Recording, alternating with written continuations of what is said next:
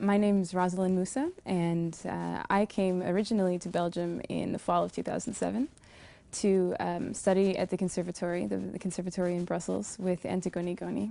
I'm a guitarist, and I had first heard her play 4 years earlier when I was a student in St. Louis, and I was just blown away. And I had wanted to study with her since then. And I've also wanted to study in a French-speaking country ever since I was a child. So it all sort of came together. It seemed like the right thing.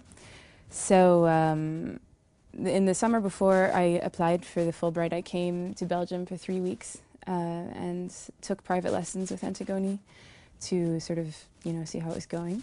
And it was great. And she agreed that she wanted me to come back to study with her for the year. So I applied for the Fulbright. Everything was fine. It was essays and stuff. I guess everybody knows that who's watching this video.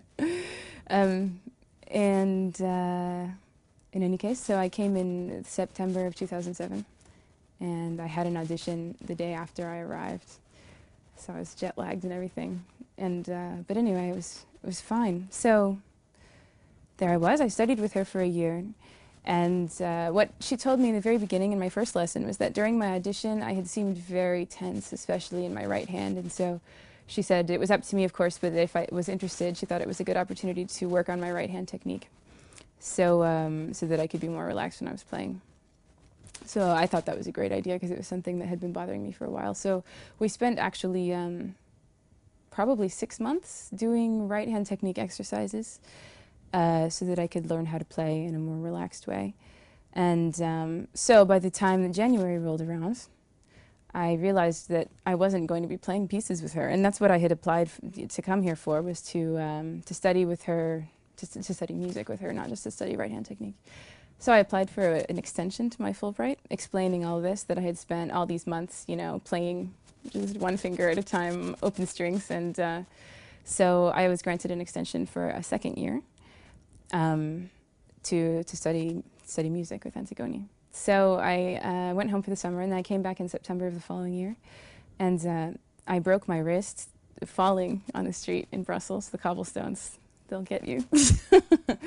and so I was in a cast for 6 weeks, and then I had about a 3-month recovery period. It was a long time before I could play again. And so I applied for another Fulbright extension, and they gave me a semester that time. So I've had 2.5 years now. This is the end of my 3rd year in Belgium, and I'm planning to stay on and to teach guitar here, and to continue playing and entering competitions and performing whenever I can.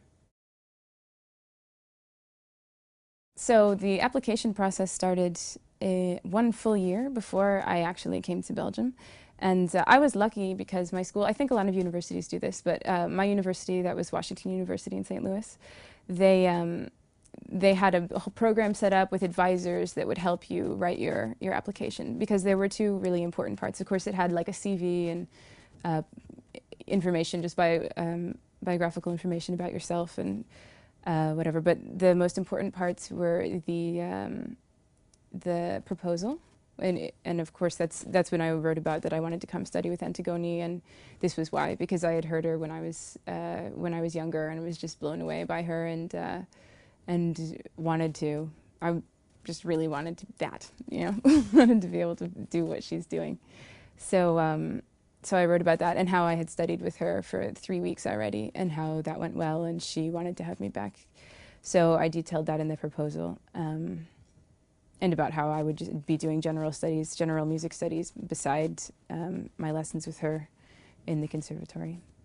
And then the other important part of the application was, I can't remember exactly what it was called, personal statement or something. And I found that quite a bit more difficult, because in that you were supposed to explain you were supposed to describe how diverse you were in a way, or like what contacts you had had with other cultures, why you're interested in traveling and being an ambassador, an American ambassador of sorts. And so that was harder. That took more work to think of the right way to describe why I'm interested in other cultures. And also it had to be a page, one page, no more, no less, and everything is very specific. You have to have margins of so and so centimeters and blah, blah. It's really, really taxing. But my advisor there at WashU helped me. She edited it a couple times, and I looked at it over and over again for a period of 2 weeks, 3 weeks when I was preparing the application. So then I had to get that all in to them at the advising office in mid-September or something of my senior year. And they sent off the applications in, I think, the end of October, something like that. Then I had to wait like 6 months, and I heard back in April, I think I heard back in April that I had gotten a Fulbright, so that was exciting.